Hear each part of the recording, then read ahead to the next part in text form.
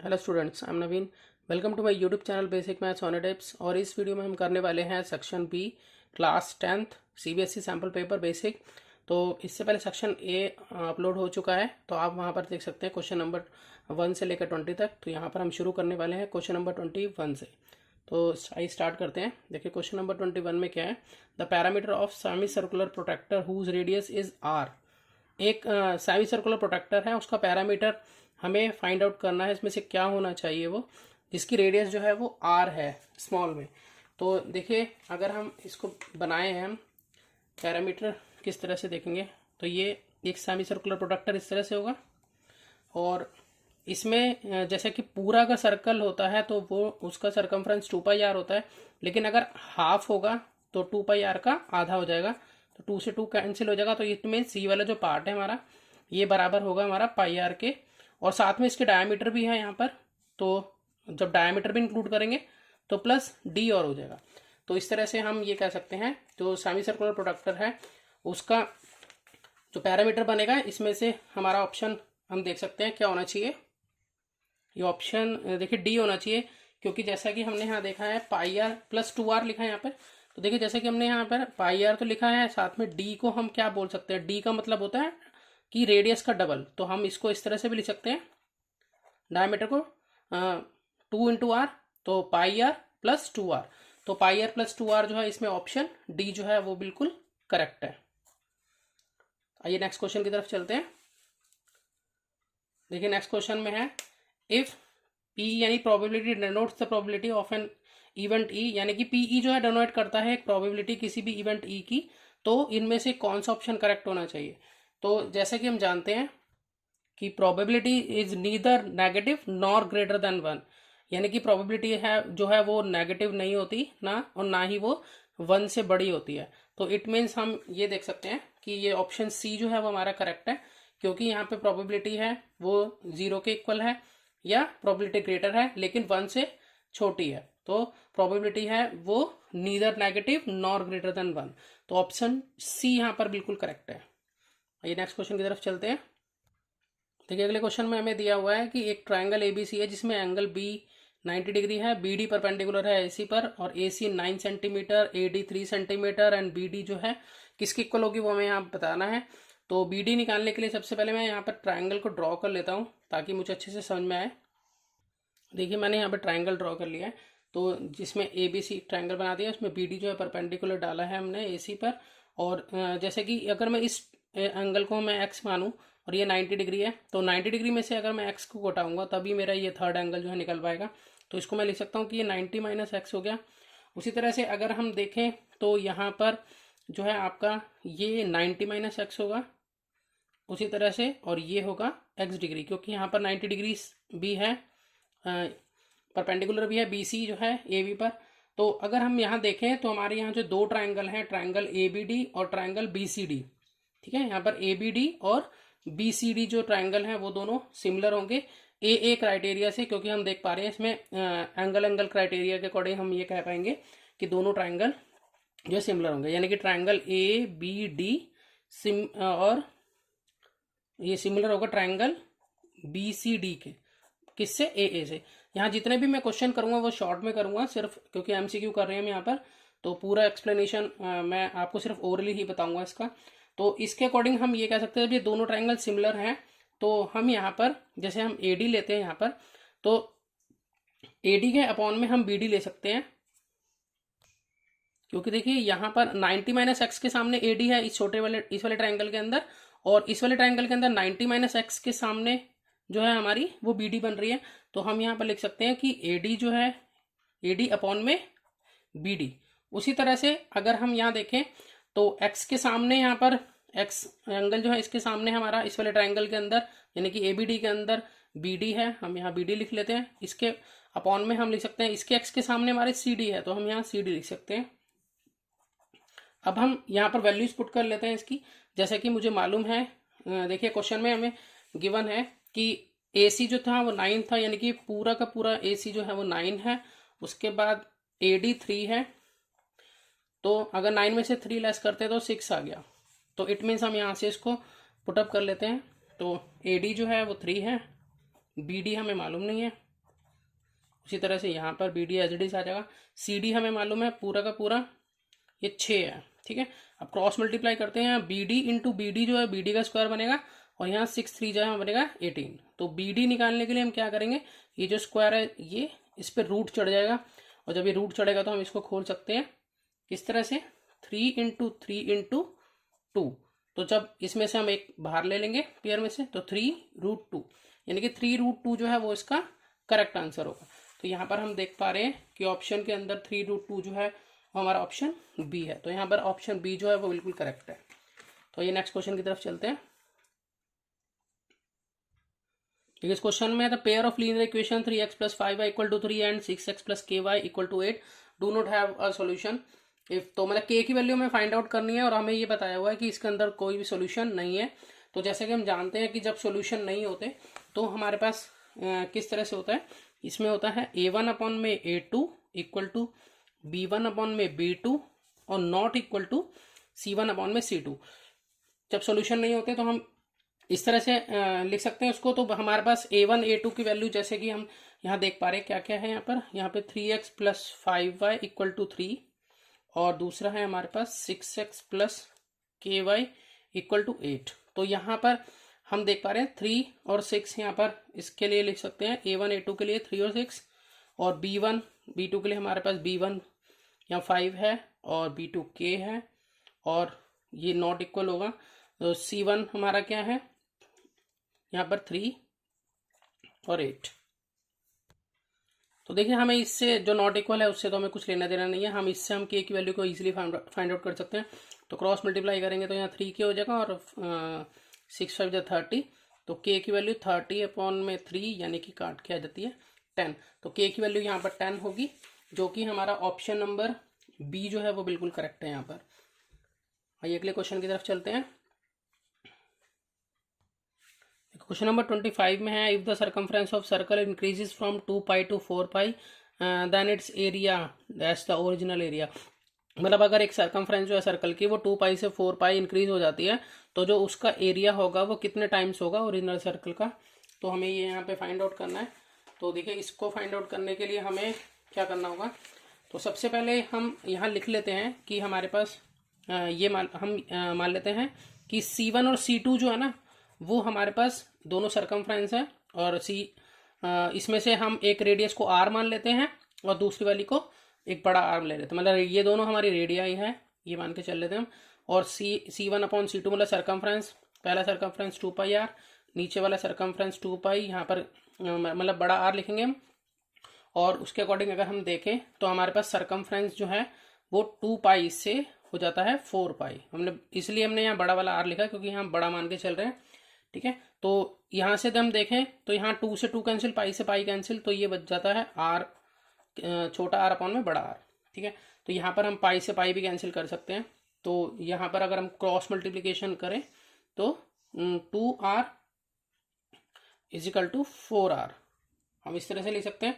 तो R की value जो है वो क्या होगी 4R अपॉन में 2। तो ये काट के आ गया हमारे पास 2R, जो बड़ा वाला जो बिग R है हमारे पास 2R आ जाता है। उसके बाद अब हम इसको आगे बढ़ाते हैं क्वेश्चन को। जैसा कि हमें मालूम है यहाँ पर एरिया अपॉन में A1 अपॉन में A2 मतलब पहले सर्कल का एरिया अपॉन में दूसरे सर्कल का एरिया। तो यहाँ पर हम इसका एरिया का फॉर्मूला लिख लेते हैं πr² अपॉन में पाई बड़ा R², ठीक है। तो यहाँ पर हम जो है वो पाई से पाई कैंसिल करा देते हैं और उसके बाद हमारे पास यहाँ R² और इस वाले R की जगह पर हम लिख सकते हैं 2R इसका होल स्क्वायर। तो यहाँ पर R² अपॉन में 4R²। तो R² से R² कैंसिल हो जाता तो ये बन जाता है ये 1/4। तो इसका मतलब ये हुआ कि जब ये 1/4 बनता है तो ये किसके बराबर है, यहाँ पर हम लिख लेते हैं इसको कि ये A1 अपॉन में A2 = 1/4 के बराबर है। फिर हम इसको क्रॉस मल्टीप्लिकेशन कर देते हैं तो यहाँ पर बनेगा 4A1, इसको इससे मल्टीप्लाई करा, इसको इससे मल्टीप्लाई करा तो यहाँ A2। तो जो हमने यहाँ पर देखा जो बड़ा वाला जो एरिया था वो 4 टाइम्स हो गया है, छोटे एरिया का क्या हो गया 4 टाइम्स हो गया। तो इसका मतलब 4 टाइम्स इसका राइट आंसर है। तो यहाँ हम देखते हैं 4 टाइम्स जो है ऑप्शन डी इसमें बिल्कुल करेक्ट है। तो ऑप्शन डी की तरफ हम जाते हैं। अब क्वेश्चन नंबर करते हैं 26। देखिए क्वेश्चन नंबर 26 में क्या है, given that sine theta equal to A upon B, या sine theta A upon B के बराबर है और टेन थीटा किसके इक्वल होगा हमें ये बताना है। यहाँ पे 4 ऑप्शन गिवन है हमें, तो इसको सॉल्व करते हैं। ये यहाँ पे लिख लेते हैं हम कि साइन थीटा जो है वो हमें ए अपॉन बी के बराबर दिया हुआ है। तो जैसा कि हम जानते हैं कि साइन थीटा किसके बराबर होता है, परपेंडिकुलर अपॉन में हाइपोटेनस के बराबर होता है साइन थीटा। तो अगर h की वैल्यू हम निकाले पाइथागोरस थ्योरम से, h मतलब हाइपोटेनस अगर हमें निकालना हो तो हम क्या करते हैं, परपेंडिकुलर का स्क्वायर प्लस बेस का स्क्वायर करते हैं। उसके बाद अब हम यहाँ क्या करेंगे, h की जगह पर हमें b गिवन है, यहाँ हम b लिख सकते हैं क्योंकि h जो है यहाँ b है, और परपेंडिकुलर देखें तो वो यहाँ पर हमारा a है, तो प्लस बी स्क्वायर। अगर मुझे बी स्क्वायर निकालना होगा तो a को मुझे इधर ले आना होगा, तो बी स्क्वायर माइनस ए स्क्वायर, छोटा बी स्क्वायर माइनस छोटा ए स्क्वायर जो है बड़ा बी स्क्वायर के बराबर हो गया। ठीक है, अब यहाँ पर बी स्क्वायर की वैल्यू आ गई, तो अगर हम यहाँ से स्क्वायर हटाना चाहूँगा तो रूट बनाना पड़ेगा मुझे। बी स्क्वायर माइनस ए स्क्वायर जो है वो यहाँ बी के बराबर आ गया, मतलब बेस के बराबर आ गया। जैसा कि मैं जानता हूँ कि यहाँ टेन थीटा जो है वो हमारा होता है परपेंडिकुलर अपॉन में बेस। अब परपेंडिकुलर अगर हम देखें तो परपेंडिकुलर तो हमारा ए के बराबर है ही यहाँ पर, तो हम ए के बराबर रख देंगे परपेंडिकुलर। और जो बेस आया है मतलब बी जो आया बड़ा ब्रैकेट वो ये आया है, यानी कि बी स्क्वायर माइनस ए स्क्वायर। तो इस तरह से हम ये कह सकते हैं कि इसका आंसर जो है ए अपॉन में रूट में बी स्क्वायर माइनस ए स्क्वायर होगा, जो कि हम ऑप्शन अगर हम यहाँ चेक करें तो हमारा ऑप्शन डी जो है वो बिल्कुल करेक्ट आ रहा है। तो ए अपॉन में रूट में बी स्क्वायर माइनस ए स्क्वायर, ऑप्शन डी यहाँ बिल्कुल करेक्ट है। तो ये चलते हैं नेक्स्ट क्वेश्चन की तरफ। देखिए क्वेश्चन नंबर 27 के अंदर हमें दिया हुआ है कि if x equal to 2 sine square theta and y is equal to 2 cos square theta plus 1 then x plus Y. तो हमें यहाँ x और y की वैल्यू जो है गिवन है जो उसकी इक्वल है, और हमें x प्लस वाई की वैल्यू निकालनी है। तो देखिए इसको करने के लिए जैसा मैंने क्वेश्चन को ऑलरेडी उतार लिया कि x जो है वो इसके बराबर है 2 sine square theta, y 2 cos square theta plus 1 के बराबर है। तो x प्लस वाई क्या होगा, तो x की वैल्यू मैं लिख लेता हूँ यहाँ पर क्या है 2 साइन स्क्वायर थीटा, और प्लस का साइन ये वाला आ गया, y की वैल्यू हमारी आ गई 2 कॉस स्क्वायर थीटा प्लस 1। अब अगर हम देखें तो इन दोनों में हम यहाँ 2 कॉमन ले सकते हैं, तो यहाँ पर हम 2 कॉमन ले लेते हैं, दोनों में से बचेगा क्या, sign square theta plus cos square theta और प्लस 1। अब जैसा कि हम जानते हैं कि sign square theta plus cos square theta जो है 1 के इक्वल होता है, तो इसलिए हम यहाँ पर इसको इंटू 1, यहाँ पर इसकी जगह 1 पुट कर देते हैं और प्लस 1। तो हम सॉल्व करते हैं 2 इंटू 1 2 प्लस 1, यानी कि अगर हम सॉल्व करें तो आंसर आ जाता है 3। तो इसमें जो है ऑप्शन देखें तो इसमें ऑप्शन ए जो है वो बिल्कुल करेक्ट है। अब चलते हैं अगले क्वेश्चन की तरफ। तो देखिए इसमें है if the difference between the circumference and the radius of circle is 37 centimetre, pi की वैल्यू 22.7 दी हुई है। सर्कमफ्रेंस जो है हमें निकालनी है उस सर्कल की क्या होगी, तो इसको मैं पहले लिख लेता हूँ। देखिए यहाँ पर हमें सर्कमफ्रेंस और रेडियस का डिफरेंस, सर्कमफ्रेंस को हम बोलते हैं 2πr, रेडियस को r बोलेंगे यहाँ पर। तो ये दोनों 37 के बराबर है। अगर हम इन दोनों में से देखें तो हमारा r जो है कॉमन आ जाता है, तो यहाँ 2π माइनस 1 जो है वो 37 के इक्वल है। तो r की वैल्यू ऐसे ही रहने देते हैं हम यहाँ पर, और 2 इंटू में पाई की वैल्यू में गिवन थी क्वेश्चन में 22.7 माइनस 1 इज इक्वल टू 37, तो यहाँ पर 44.7 माइनस 1। अब यहाँ पर सॉल्व कर लेते हैं इसको। देखिए यहाँ 7 44 माइनस 7, जैसा कि आपको सॉल्व करना आता है ये फ्रैक्शन को। अब इसमें से हम लेस कर देते हैं इसको, तो 37/7 इंटू में r इज इक्वल टू 37। अब यहाँ से मैं इधर कर देता हूँ इसको, तो यहाँ पर देखिए r इज इक्वल टू 37 अपनी जगह पर है, 37/7 37/1 मानेंगे इसको, 7/37।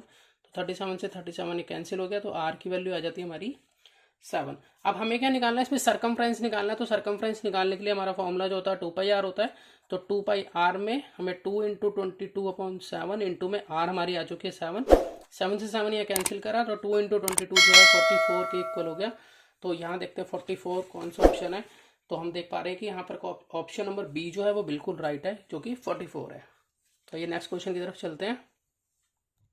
देखिए क्वेश्चन नंबर 29 में दिया है हमें the least number that is divisible by all the number 1 to 10 both inclusive. तो यहाँ पर दिया हुआ है कि हमें एक मतलब एक ऐसा छोटे से छोटा नंबर बताना है जो 1 से लेकर 10 तक सभी नंबर से डिविजिबल हो।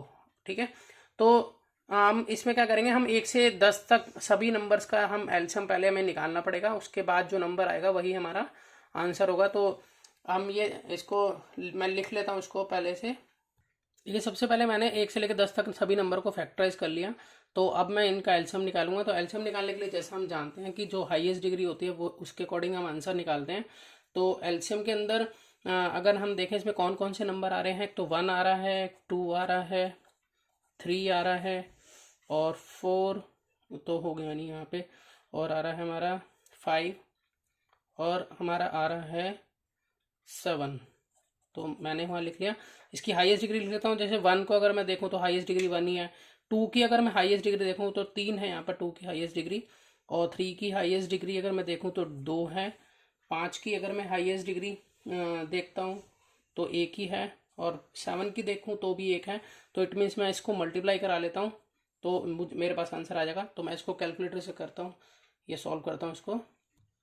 तो इसको जब हम सॉल्व करते हैं 8 और 9 इंटू 7 तो 5, यहाँ इसको सॉल्व करके आ जाएगा हमारा 2520। तो इस तरह से हम ये कह सकते हैं कि 2520 जो है इसका राइट आंसर होगा। तो जस्ट मैंने इसको फैक्टराइज किया, उसके बाद इसका एलसीएम लिया। ठीक है, तो यहाँ पर 2520 जो है वो इसका ऑप्शन सी जो है वो बिल्कुल करेक्ट है। चलिए नेक्स्ट क्वेश्चन की तरफ बढ़ते हैं। देखिए अगले क्वेश्चन में है 3 bells ring at interval 4, 7, 12 minute all 3 rang at 6 AM। तो मतलब 3 बैल हैं जो 4, 7 और 14 मिनट के इंटरवल पर जो है वो रिंग करती हैं।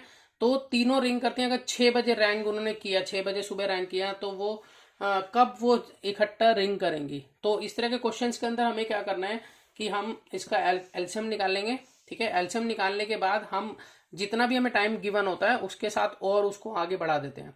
तो सबसे पहले हम यहाँ जैसे कि हम देखें कि यहाँ 4, 7 और 14 का एलसीएम निकालते हैं। तो हमारा एलसीएम जो है अगर हम निकाले, देखिए यहाँ पर 4, 7 और 14 का एलसीएम, तो यहाँ 2 से जाएगा, 2 2 जा 2 7 जा, फिर यहाँ 2 बन जा 7, ऐसी 7 बन जा 7 बन जा, तो यहाँ पर आ जाता है 28 एलसीएम। 2 2 जा 4, 4 7 जा 28। तो इसका मतलब ये है कि 6 बजे वो बेल जो है उन्होंने वो रैंक किया उन्होंने। अब उसके बाद वो 28 मिनट बाद दोबारा से इकट्ठे रैंक करेंगी। तो 28 मिनट जो है वो 6 बजे में हम ऐड कर देंगे तो हमारा आंसर जो हो जाएगा 6:28 AM हो जाएगा इस तरह से। ठीक है, तो जो भी टाइम होगा उसके अंदर हमें उसको आगे बढ़ाना है। तो इस तरह से यहाँ पर हमारा आंसर जो है अगर हम देखें तो ऑप्शन सी बिल्कुल करेक्ट आ रहा है। ठीक है, अब चलते हैं नेक्स्ट क्वेश्चन की तरफ। देखिए अगला क्वेश्चन क्या है।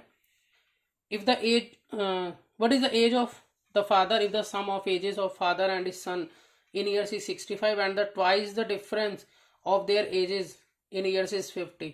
तो यहाँ पर हमें ये बताया हुआ है कि जो सन और फादर की जो एज है उसका जो सम मतलब सन और फादर की एज का जो सम है वो 65 है, और अगर उनकी एजेस का डिफरेंस कर दे और उसका दुगना करें तो 50 है। तो क्या आंसर हो सकता है। देखिए मैं यहाँ पर ये कह सकता हूँ कि यहाँ पर दो मतलब सन और फादर की एज, मतलब एक की मैं एक्स मान लेता हूँ कि वाई मान लेता हूँ। तो एक्स प्लस वाई जो है वो दोनों की एज मिलाकर 65 है, और दोनों की एज के डिफरेंस का दुगना जो है वो 50 के बराबर है। ठीक है, तो यहाँ पर हमें एज किसकी पूछी है यहाँ पर एग्जैक्टली, तो फादर की एज पूछी है यहाँ पर। तो पहले मैं लिख लेता हूँ कि फादर की एज जैसे मैंने एक्स मान ली और सन की एज अगर वाई है, तो दोनों की एज का सम 65 है, दोनों की एज के डिफरेंस का दुगना जो है वो 50 है। तो यहाँ पर इस इक्वेशन को अगर मैं 2 से डिवाइड कर देता हूँ तो इक्वेशन को, मतलब ये हमारी फर्स्ट इक्वेशन है, ये हमारी सेकंड इक्वेशन है। तो सेकंड इक्वेशन को मैं 2 से अगर डिवाइड कर दूँ तो एक्स माइनस वाई जो है वो 25 के इक्वल आएगा, क्योंकि 2 से ये कैंसिल हो जाएगा, 2 से इसको डिवाइड करेंगे 25। तो ये मेरी थर्ड इक्वेशन हो गई। अब मैं फर्स्ट और थर्ड इक्वेशन को सॉल्व करवा लेता हूँ।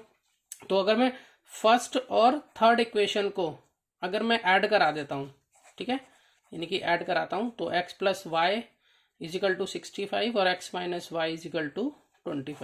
तो यहाँ पर y से y कैंसिल हो गया, यहाँ पे हो गया 2x, और यहाँ पर अगर हम देखें तो यहाँ पर हो जाता है 90। 65 और 25 को प्लस करके, तो x की वैल्यू क्या हो जाएगी 90/2 यानी कि 45। अब हमने 45 जो थी वो किसको माना था, हमने फादर की एज को 45 माना था, मतलब x को 45 यानी फादर 45 हो गए ना, क्योंकि x जो है फादर है यहाँ पर। तो इस तरह से तो फादर की एज जो है वो 45 हुई, जो इसके लिए हम कहेंगे कि ऑप्शन बी बिल्कुल करेक्ट है। बहुत ही इजी क्वेश्चंस हैं, धीरे धीरे करके आपको समझ में आ रहे होंगे। ठीक है, तो नेक्स्ट क्वेश्चन की तरफ चलते हैं। देखिए क्वेश्चन नंबर 32 में क्या है, what is the value of tan theta cosec theta का whole square minus sin theta sec theta का होल स्क्वायर। तो ये क्या होगा, इसको हमें सॉल्व करना पड़ेगा। अगर आपको आइडेंटिटी अच्छे से आती है तो आप इसको सॉल्व कर सकोगे। ठीक है, और रूल्स आते हैं इसको अच्छे से आपको, तो चलिए सॉल्व करते हैं इसको। देखिए मैंने ये क्वेश्चन के अकॉर्डिंग लिख लिया है। अब देखिए tan थीटा जो होता है वो हमारा होता है sin थीटा अपॉन में cos थीटा के इक्वल।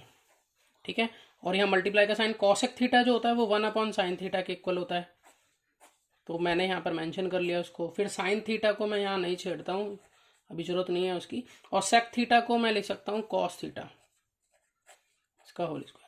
अब यहाँ पर देखिए sin थीटा से यहाँ sin थीटा जो है कैंसिल हो जाएगा, तो हमारे पास यहाँ बचता है 1/cos थीटा इसका स्क्वायर माइनस, अब यहाँ पर अगर हम इसको मल्टीप्लाई करवा लें sin थीटा इंटू 1, तो यहाँ sin थीटा और यहाँ पर cos थीटा इसका होल स्क्वायर। तो 1/cos थीटा जो है वो हमारा sec थीटा के बराबर होगा, तो यहाँ स्क्वायर है तो यहाँ पर हम लिखेंगे इसको sec स्क्वायर थीटा। उसी तरह से sin theta upon cos theta जो है tan के बराबर होता है, तो यहाँ स्क्वायर है तो हम यहाँ लिखेंगे tan स्क्वायर थीटा। तो sec square theta minus tan square theta अगर आपको आइडेंटिटी याद हो तो ये 1 के इक्वल होता है, तो इसका मतलब ये पूरा का पूरा जो है वो 1 के इक्वल माना जाएगा। तो यहाँ पर अगर हम चेक करें तो ऑप्शन हमारा सी बिल्कुल करेक्ट आ रहा है, जो कि 1 के इक्वल है। आइए नेक्स्ट क्वेश्चन की तरफ चलते हैं। अच्छा, क्वेश्चन नंबर 33 में है the parameter of similar to similar triangle होगा R36 26 and 39, ratio of their area will B.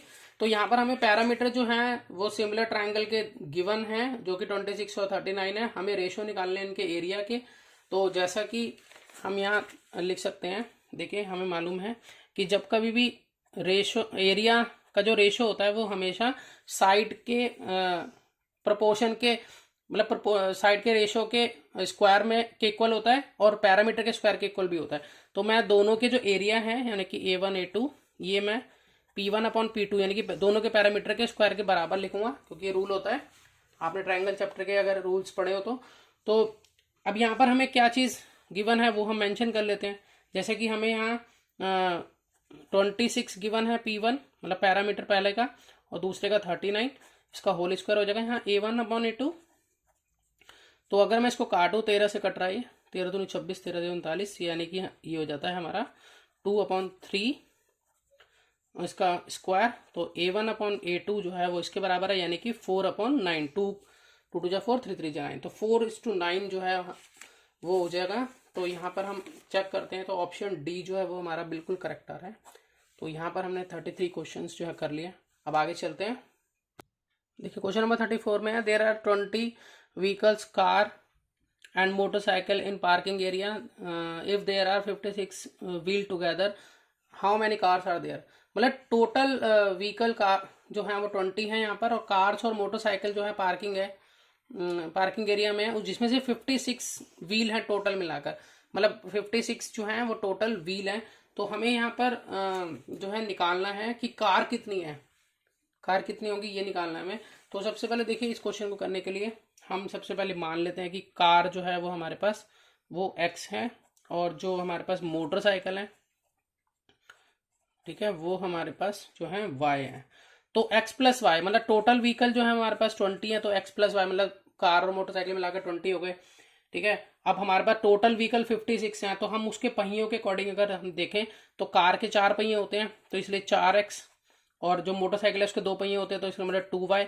इस तरह से हमारे पास टोटल व्हील जो है वो 56 हैं, हमारे पास व्हील जो है वो 56 है। इस तरह से मैं ये 2 इक्वेशन बना लेता हूँ। इस इक्वेशन को ऑलरेडी यूज कर देता हूँ मैं। अगर मैं इसको 2 से डिवाइड कर दूं, ये फर्स्ट है ये सेकंड है और ये थर्ड, अगर 2 से डिवाइड कर दूं तो ये आ जाता है हमारे पास 2x plus Y equal to, यहाँ पे भी 2 से डिवाइड हो जाएगी तो ये बन जाएगा 28। तो ये हमारी थर्ड इक्वेशन हो गई। अब हम क्या करते हैं कि सॉल्व करवा लेते हैं इसमें से। फर्स्ट और थर्ड इक्वेशन को हम सॉल्व कर लेते हैं, बहुत आसानी रहेगी इसको करने के लिए। तो हम फर्स्ट को लिख लेते हैं पहले। तो x plus Y is equal to 20 और यहाँ पर 2x plus Y is equal to 28। तो जब हम सब्ट्रैक्ट कराते हैं, हम यहाँ सब्ट्रैक्ट करा रहे हैं थर्ड को फ्रॉम फर्स्ट में से सब्ट्रैक्ट करा रहे हैं। तो यहाँ साइन चेंज हो जाएंगे, जैसा कि यहाँ हो जाएगा -x और ये तो आपका उड़ गया पूरा, और ये हो जाएगा आपका -8। तो यहाँ पर x इज इक्वल टू 8 के इक्वल आ गया। तो 8 जो है, x जो है वो 8 है, तो इट मीन्स 8 जो है मैंने क्या माना था, कार को माना था। तो यहाँ कार जो है वो, इसका मतलब 8 कारें थी वहाँ पर। तो हमें चेक कर लेते हैं 8 आ रहा है कि नहीं। तो देखिए ऑप्शन ए यहाँ पर बिल्कुल करेक्ट आ रहा है। तो बहुत ईजी क्वेश्चन था। अब नेक्स्ट क्वेश्चन की तरफ चलते हैं, करते हैं क्वेश्चन नंबर 35। देखिए क्वेश्चन नंबर 35 में है a man goes 15 metre due west and then 8 metre due north, how far is he from the starting point. तो एक आदमी जो है वो पहले 15 मीटर वेस्ट की तरफ जाता है, उसके बाद 8 मीटर नॉर्थ की तरफ जाता है। तो हमें ये बताना है कि वो स्टार्टिंग पॉइंट से कितनी दूरी पर है।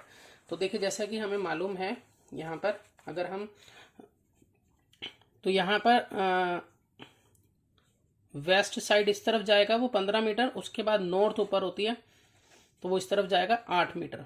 तो यहाँ पर हमें बताना ये स्टार्टिंग पॉइंट था, तो ये कितनी दूरी पर है। तो देखिए जैसे कि यहाँ पर एक राइट एंगल ट्रायंगल बन गया है, तो यहाँ इसकी हाइपोटेनस मानी जाएगी, जो स्टार्टिंग पॉइंट से उसका वो कितनी दूरी पर है वो हाइपोटेनस है यहाँ पर।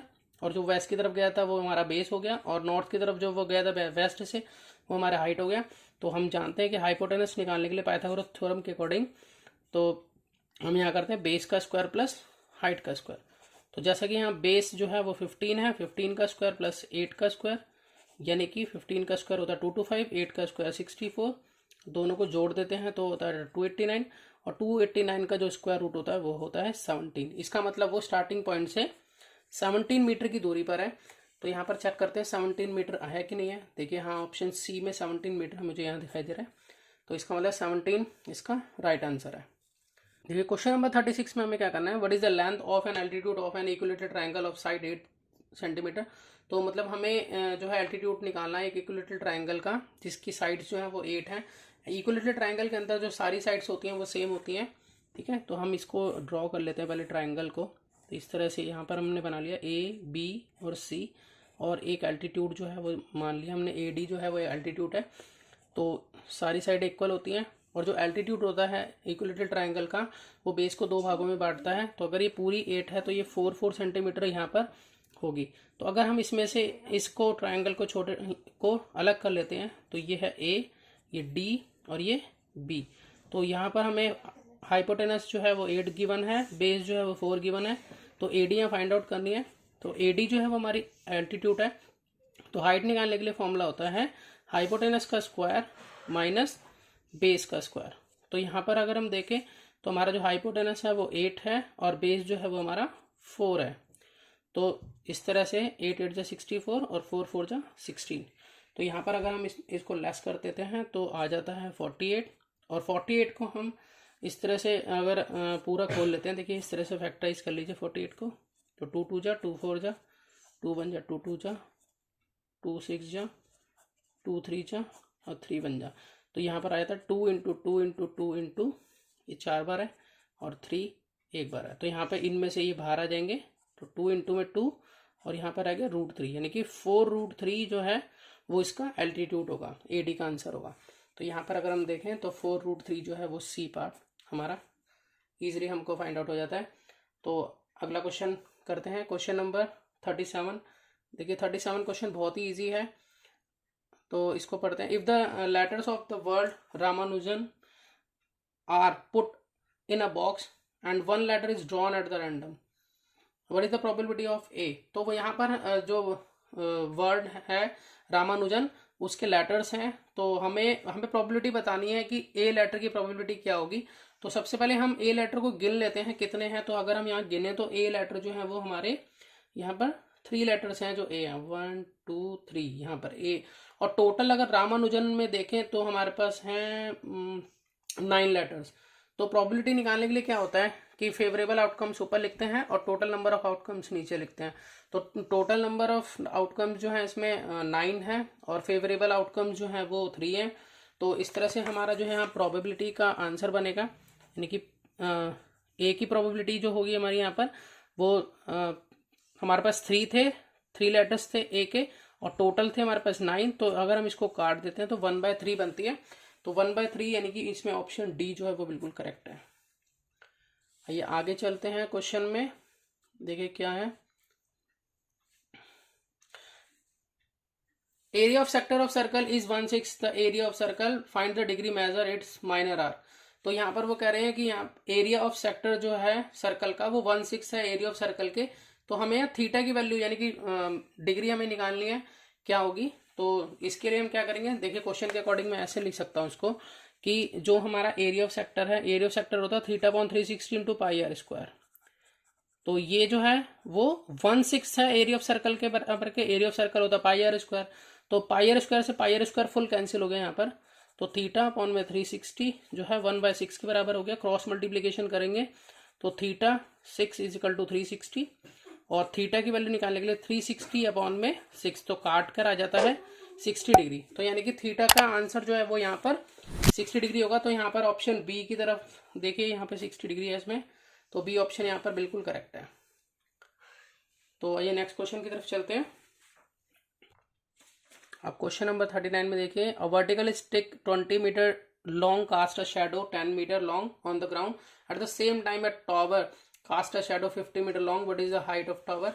तो देखिए यहाँ पर क्या है कि एक वर्टिकल स्टिक है जो कि 20 मीटर लंबी है। तो हम यहाँ पर इसको ड्रॉ कर लेते हैं पहले समझने के लिए। एक वर्टिकल स्टिक है जो कि 20 मीटर जो है वो लंबी है और वो एक शैडो को कास्ट कर रही है जो कि 10 मीटर है। यहाँ पर ये 10 मीटर की शैडो कास्ट कर रही है। तो इस तरह से हमारा एक यहाँ ट्राइंगल हम बना लेते हैं।